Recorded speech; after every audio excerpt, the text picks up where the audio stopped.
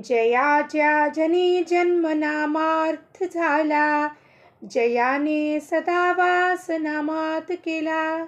जयाच्या मुखी सर्वदा नाम कीर्ती, नमस्कार त्या ब्रह्म चैतन्य मूर्ती. ಶ್ರೀರಾಮ್ ಸಮರ್ಥ. ಎಲ್ಲ ಆತ್ಮಜ್ಯೋತಿಗಳಿಗೆ ಸಾಷ್ಟಾಂಗ ಪ್ರಣಾಮ ಮಾಡುತ್ತಾ ನನ್ನ ಸದ್ಗುರುಗಳಾದ ಶ್ರೀ ಚಂದ್ರಕುಮಾರ್ ಅವರು ದಿವ್ಯ ಚರಣಾರವಿಂದಕ್ಕೆ ಸಾಷ್ಟಾಂಗ ಪ್ರಣಿಪಾತವನ್ನು ಸಲ್ಲಿಸುತ್ತಾ ಇಂದಿನ 27 ಏಪ್ರಿಲ್ ಶ್ರೀ ಮಹಾರಾಜರ ಪ್ರವಚನ ನಾಮಧಾರಕನು ಬಿಡಬೇಕಾದ ಸಂಗತಿಗಳು.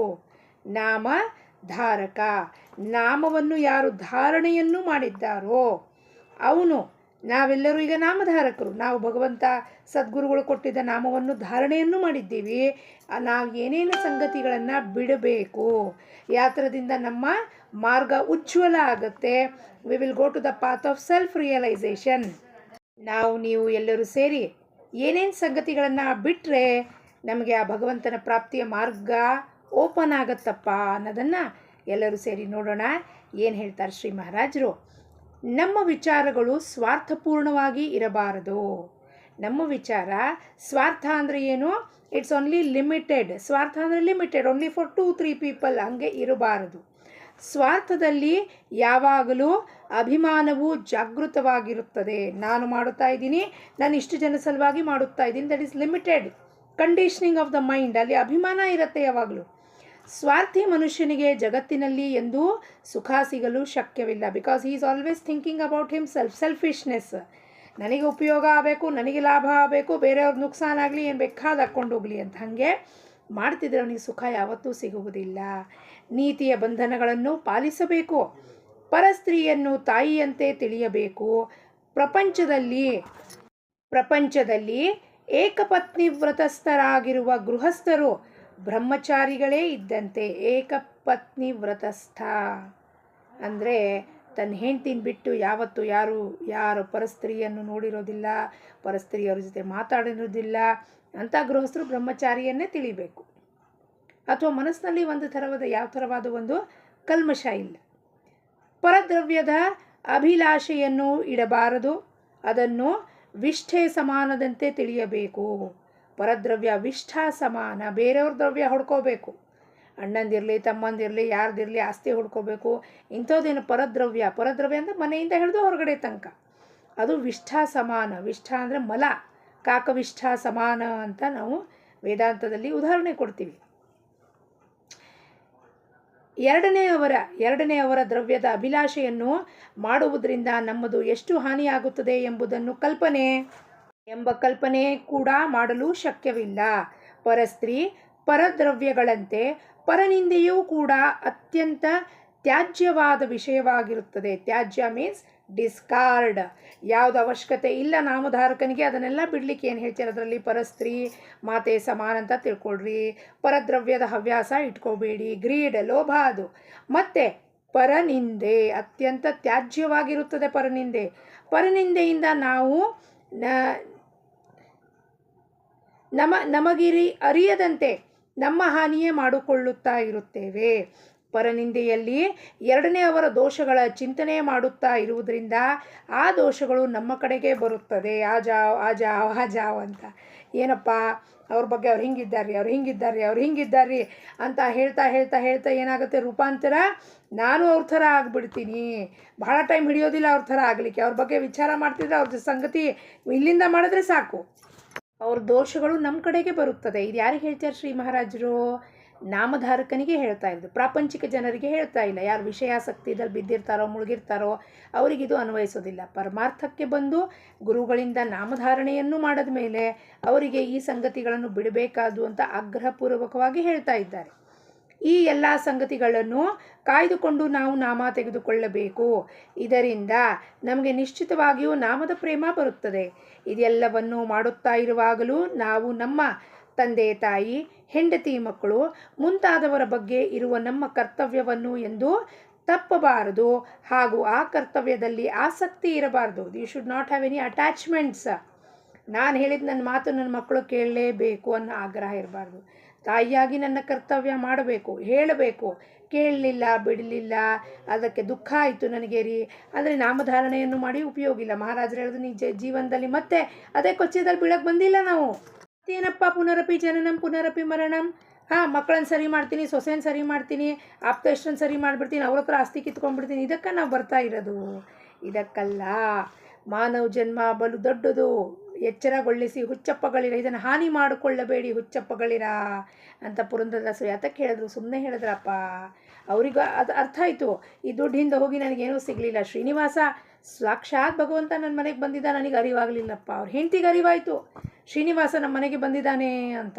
ಅದಕ್ಕೆ ಪಶ್ಚಾತ್ತಾಪ ಭಾವನೆ ಉಂಟಾಗಿ ಎಲ್ಲವನ್ನು ತ್ಯಜಿಸಿ ಅವರು ವೀಣೆ ಹೇಳ್ಕೊಂಡು, ತಂಬೂರಿ ಮೀಟಿದವ ಭವಾಬ್ದಿ ದಾಟಿದವ, ತಂಬೂರಿ ಮೀಟಿದವ ಭವಾಬ್, ತಂಬೂರಿನ ಹಿಡ್ಕೊಂಡು ಹೊಂಟರು, ಭವಾಬ್ದಿ ದಾಟಿಬಿಟ್ರು ಅವರು. ಅದಕ್ಕೆ ನಾವು ನೀವು ಎಲ್ಲರೂ ಹಂಗಂದ್ರೆ ನಾವು ತಂಬೂರಿ ಹಿಡ್ಕೊಂಡು ಹೋಗ್ಬೇಕೇನ್ರಿ? ಅಲ್ಲ, ಮನೆಯಲ್ಲಿ ಕೂತೆ ಆ ಭಗವಂತನ ನಾಮವನ್ನು ಧಾರಣೆ ಮಾಡಿಕೊಂಡು ಈ ಭವಸಾಗರವನ್ನು ದಾಟಲಿಕ್ಕೆ ಸರ್ವತಾ ಶಕ್ಯತೆ.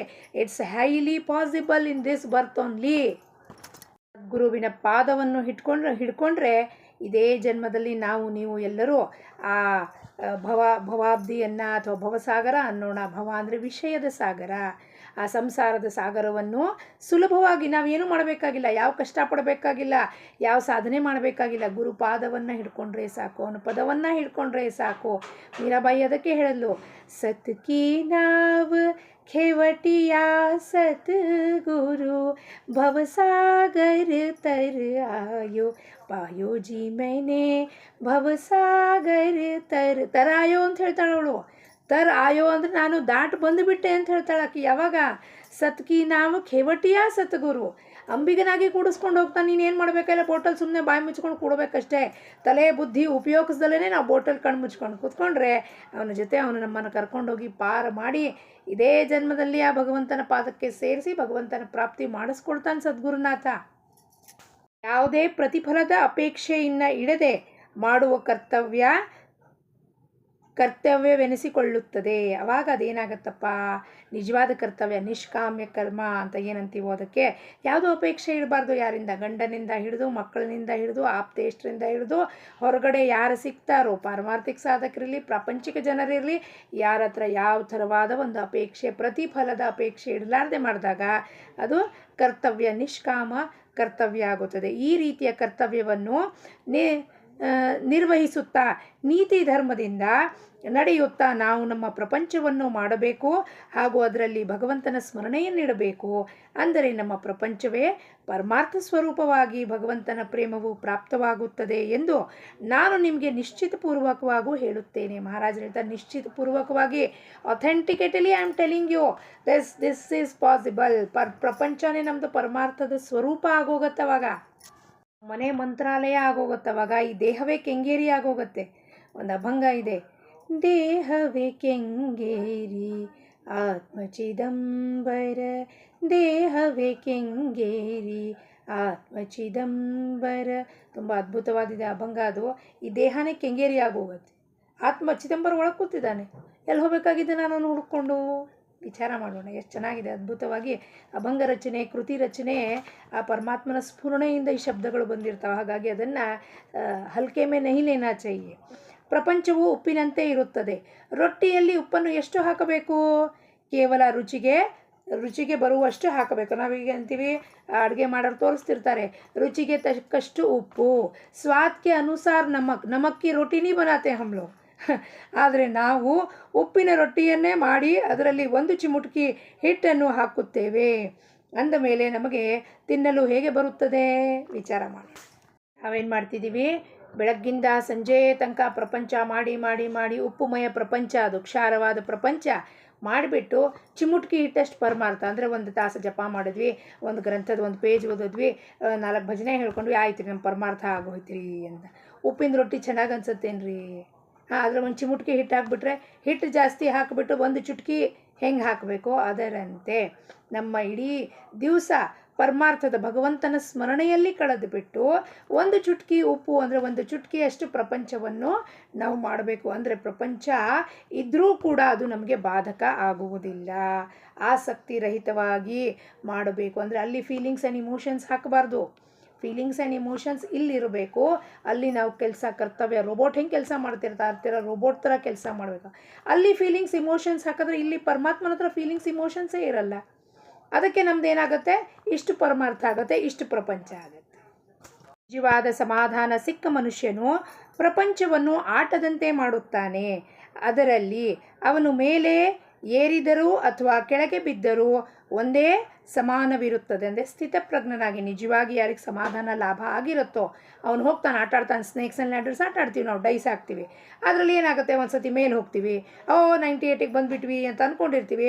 ಅಷ್ಟರಲ್ಲಿ ಹಾವು ಕಚ್ಚಿಬಿಡುತ್ತೆ, ಮತ್ತು 55ಗೆ ಬಂದುಬಿಡ್ತೀವಿ. ಅದಕ್ಕೆ ಅವನು ಆಟದಂತೆ ನೋಡ್ತಾನೆ, ಸಮಾನವಾಗಿ ನೋಡುತ್ತಾನೆ. ಎರಡನೆಯವರು ಯಾವುದಾದರೂ ತಂತ್ರ ಹೂಡಿದರೆ ತಾನು ಅದಕ್ಕೆ ಅನುಸಾರವಾದ ತಂತ್ರವನ್ನು ಹೂಡುತ್ತಾನೆ. ಆದರೆ ತನ್ನ ಯೋಜನೆಯನ್ನು ವಿಫಲವಾಗಲಿ ಅಥವಾ ಸಫಲವಾಗಲಿ ಅದರ ಬಗ್ಗೆ ಅವನಿಗೆ ವಿಶೇಷ ಮಹತ್ವ ಅನಿಸುವುದಿಲ್ಲ. Because this is a game ಅಂತಾನೆ ಅವನು.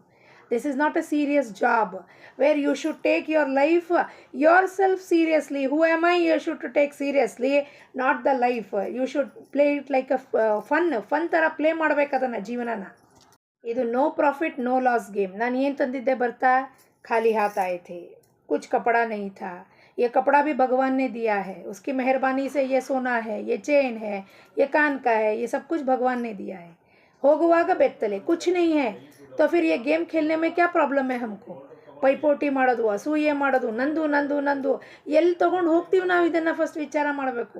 ಒಂದು ಮೂಗುತಿ ಕೂಡ ಬಿಡೋದಿಲ್ಲ. ಇದು ಬಂಗಾರದ್ದು, ಇದನ್ನು ಒಂದು ಕೊಟ್ಟರೆ ಒಂದು 2,000 3,000 ದುಡ್ಡು ಬರುತ್ತೆ, ಇದನ್ನು ಕಿತ್ಕೊಂಡು ತೆಗೆದುಬಿಟ್ಟು ಕಳಿಸ್ತಾರಲ್ಲಪ್ಪ.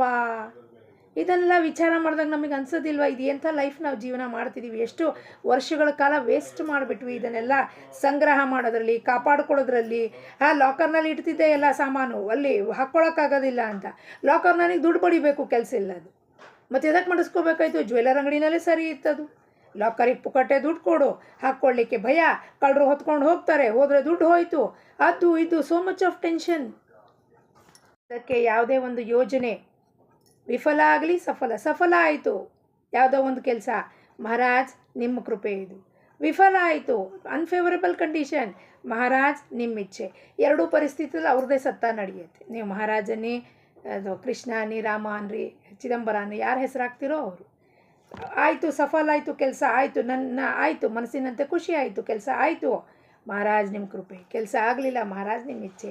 ಎರಡೂ ಸ್ಥಿತಿದಲ್ಲಿ ಅವರು ಇರ್ತಾರೆ. ನಾನು ಏನು ಕಳ್ಕೊಬೇಕಾಗಿದೆ, ಏನು ಪಡ್ಕೋಬೇಕಾಗಿದೆ, ಈ ಭಾವನೆ ನಮ್ಮಲ್ಲಿ ದೃಢ ಆಗಬೇಕು. ಪ್ರಪಂಚದಲ್ಲಿ ಅನೇಕ ವಸ್ತುಗಳು ಇರುತ್ತವೆ, ಆದರೆ ಭಗವಂತನ ಹತ್ತಿರ ಒಂದೇ ವಸ್ತು ಇರುತ್ತದೆ. ಪ್ರಪಂಚದಲ್ಲಿ ಎಷ್ಟು ವಸ್ತುಗಳನ್ನು ತಂದರೂ ನಮಗೆ ಸಾಕಾಗುವುದಿಲ್ಲ. ಏಕೆಂದರೆ ಒಂದು ವಸ್ತುವನ್ನು ತರುವುದರಲ್ಲಿಯೇ ಮತ್ತೊಂದು ವಸ್ತುವಿನ ಅಪೇಕ್ಷೆಯ ಬೀಜವಿರುತ್ತದೆ. ಒಂದು ವಸ್ತು ತಂದ್ವಿ, ಆದರೆ ಹಿಂದ್ಗಡೆ ಇನ್ನೊಂದು ವಸ್ತು ಆಗಲೇ desire and demand are already in the production house. ಒಳಗೆ ಬೀಜ ವಾಸನ ತಯಾರಾಗ್ತಿರ್ತೀವಿ, ಇನ್ನೊಂದು ಬೇಕು, ಮತ್ತೊಂದು ಬೇಕು. ನಾನೊಂದು ಕಾರ್ ತೊಗೊಂಬಂದೆ, ನಮ್ಮನೆ ಪಕ್ಕದ ಮನೆಯವ್ರು ನನಗಿನ್ನ ಒಂದು ಸ್ವಲ್ಪ ಚಂದ ಕಾರ್, ಇನ್ನೂ ಸ್ವಲ್ಪ ಹೈ ಮಾಡ್ಯೂಲಿನ ತೊಗೊಂಬಂದು, ನಂದಾಗಲೇ ಮನಸ್ಸು ಬಿದ್ದು ಹೋಗ್ಬಿಡ್ತು. ನಾನು ಅಷ್ಟು ಖರ್ಚು ಮಾಡಿದ್ದೀನಿ, 8 ಲಕ್ಷ ಕೊಟ್ಟು ಖರ್ಚು ಮಾಡಿದ್ದೀನಿ, ನನ್ನ ಗಂಡ ಖರ್ಚು ಮಾಡಿದ್ದಾನೆ ಅನ್ನೋದು ಒಂದು ನಿಮಿಷಕ್ಕೆಲ್ಲ ಧಡಾಮ ಅಂತ ಹೊರಟೋಯ್ತು. नहीं हमको उसमें थोड़ा ಕನ್ಸೆಷನ್ ಮಿಲ್ ಗया, ಡಿಸ್ಕೌಂಟ್ ಮಿಲ್ गया, ಅವ್ರು ಕವರ್ ಹಾಕಿ ಕೊಟ್ಬಿಟ್ರು, ಆಮೇಲೆ ಅದು AC ಇದು ಫಿಟ್ಟಿಂಗ್ ಮಾಡಿಕೊಟ್ಬಿಟ್ರು, ಇದೆಲ್ಲ ಫ್ರೀ ಕೊಟ್ಬಿಟ್ರು ಅಂತ ಕೂಡಲೇ ಆಗಲೇ ನಾನು 8 ಲಕ್ಷ ಗಂಡ ಖರ್ಚು ಮಾಡಿದ್ದು ಏನು ಅಭಿಮಾನ ಆಯಿತು, ಡಮಾರ್ ಅಂದೋಯ್ತು. ಯಾಕೆ? ಆಗಲೇ I went outside, my mind started reacting, I got upset. Why? What I have, I am not happy with that. Mind, nature of the mind is like that only. ನನ್ನ ಹತ್ರ ಏನಿದೆಯೋ 8 ಲಕ್ಷದ ಕಾರ್ ನನಗೆ ಸಮಾಧಾನ ಇಲ್ಲ. ಅವನು 10 ಲಕ್ಷದ ಕಾರಲ್ಲಿ 2 ಲಕ್ಷದ ಫಿಟ್ಟಿಂಗ್ ಸಾಮಾನು ಫ್ರೀ ಕೊಟ್ಟೇನೆ ಅಂದ್ಕೊಳ್ಳೆ ತಕ್ಕಪಕ್ಕ ಕುಣಿತ ಶುರುವಾಗೋಯ್ತೀನಿ. ಒಂದು ವಸ್ತು ತಂದೆ, ಅದರ ಹಿಂದ್ಗಡೆ ಅದು ಇದ್ದು ಅದು ಅಪೇಕ್ಷೆಗಳ ಬೀಜ ಇನ್ನೂ ಜಾಸ್ತಿ ಆಯಿತು. ಆದರೆ ಭಗವಂತನ ವಿಷಯದಲ್ಲಿ ಹೀಗೆ ಆಗುವುದಿಲ್ಲ. ಭಗವಂತನ ವಸ್ತುವನ್ನು ಒಮ್ಮೆ ತಂದಿದ್ದೇ ಆದರೆ ಮತ್ತೊಂದು ವಸ್ತುವನ್ನು ತರಬೇಕಾಗಿ ಬರುವುದಿಲ್ಲ. ಉದಾಹರಣೆಗೆ, ಒಂದು ಅಂಗಡಿಯಲ್ಲಿ ಬಹಳಷ್ಟು ವಸ್ತುಗಳು ತುಂಬಿರುತ್ತವೆ, ಆದರೆ ನಮಗೆ ಬೇಕಾದ ವಸ್ತುವು ಅಲ್ಲಿ ಇಲ್ಲದಿದ್ದರೆ ನಾವು ದೃಷ್ಟಿಯಲ್ಲಿ ಅಲ್ಲಿ ಏನೂ ಇಲ್ಲದಂತೆ ನಾವು ಹೋಗ್ತೀವಿ ಅಂಗಡಿಯಲ್ಲಿ. ನನಗೇನೋ ಒಂದು ವಸ್ತು ಬೇಕಾಗಿದೆ, ಯಾವುದೋ ಒಂದು ಶ್ಯಾಂಪೂ ಬೇಕಾಗಿದೆ, ಅಲ್ಲಿ ನನಗೆ ಬೇಕಾಗಿರೋ ಶ್ಯಾಂಪೂ ಇಲ್ಲ ಅಂದರೆ ನಾನೇನು ಮಾಡ್ತೀನಿ, ಇದೇನೋ ಉಪಯೋಗಕ್ಕಿಲ್ಲ ಅಂದ್ಬಿಟ್ಟು ಅಂಗಡಿ ಬಿಟ್ಟು ಬಂದುಬಿಡ್ತೀನಿ. ಅದರಂತೆ ಎಲ್ಲ ಪ್ರಕಾರದ ಮಾನಸಿಕ ಶಕ್ತಿಗಳು ಇದ್ದು ಅಲ್ಲಿ ಭಗವಂತನ ಇಲ್ಲದಿದ್ದರೆ